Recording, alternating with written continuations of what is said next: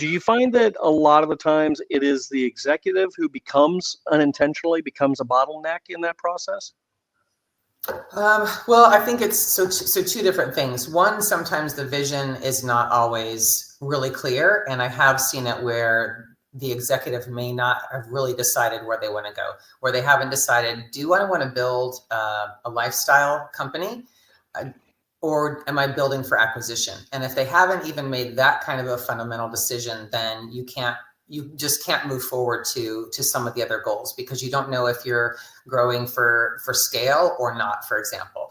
But as far as the executive being a bottleneck with the day-to-day, that can easily happen because the founder's been there since day one. Nobody knows more than them. They know where they know they've got all the answers, or that's how they're positioned. Everyone's used to seeing that way. So they've usually grown up the team, they've hired the team. And if there's been tenure, these people have been around for a long time. So it can very easily happen where people get in the habit of, let me check with the founder, let me check with the founder, let me check with the founder. And pretty soon the founder's ability to be the visionary and do what only they can do as the founder gets eroded by all the little interruptions of the day and everyone asking them all the questions. And so that can be the passive way that can happen. And then there are other times where the founder maybe has a hard time letting go, where maybe the team is trying to run with their decisions, but they're second guessing the team, or they just know that maybe they can do it best, but they're trying to weigh in on every decision and they have a hard time letting go of that. So it can really happen either way, where the team is checking in with the founder, or the founder is maybe staying too much in all the details. And so it can really happen either way. And I think what the founder needs to make a conscious decision to not do that, and then needs to have really clear decision-making authority given to his team, where like, here's where you can run with it. I want you to be able to take the ball and run with it. If you're going to make a mistake, you're going to make a mistake. We're going to make sure we learn from those mistakes.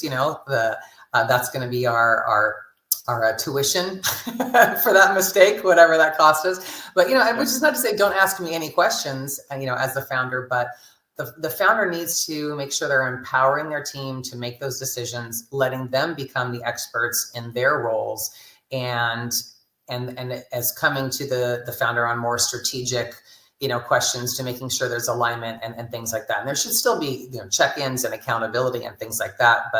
But you really have to build a team that is empowered to make those decisions, or you just can't grow. Yeah, that's such a great point. And then you naturally walk that fine line between delegation and abdication, where you start to separate yourself and pull yourself back. And then, how do you keep that leader engaged enough that they're managing at the right level?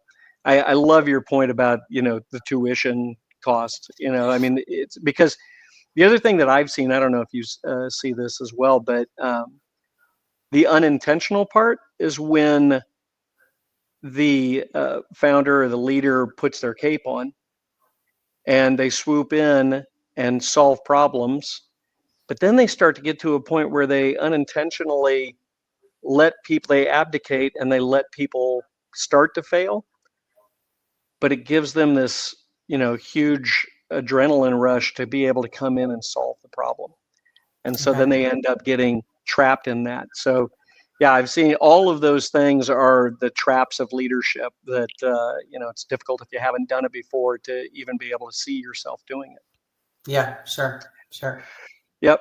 So you had mentioned OKRs, EOS, you mentioned a few of those things. What are some of the frameworks that you've seen, really helpful that should be on every leader's list?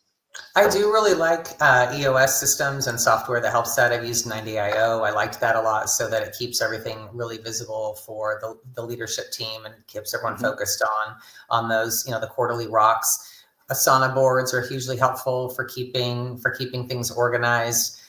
Tools like that, any KPI trackers that you have for the team to make sure that, having that data is how you make sure that you don't get in that abdication type of situation. The leadership keeps connected, the founder keeps connected with his leaders by making sure that there are regular check-ins against those OKRs, that there's visibility into the KPIs, and those are really your dashboard. Just like you wouldn't drive your car if none of your dashboard was illuminated and working. You know, so these are your snapshots. This is how you know, are we going in the right direction? Are the things that we're working on working, or do we need to pause and tweak something? You know, because that's data. That's how we are able to make those decisions and make sure that we're going in the right direction.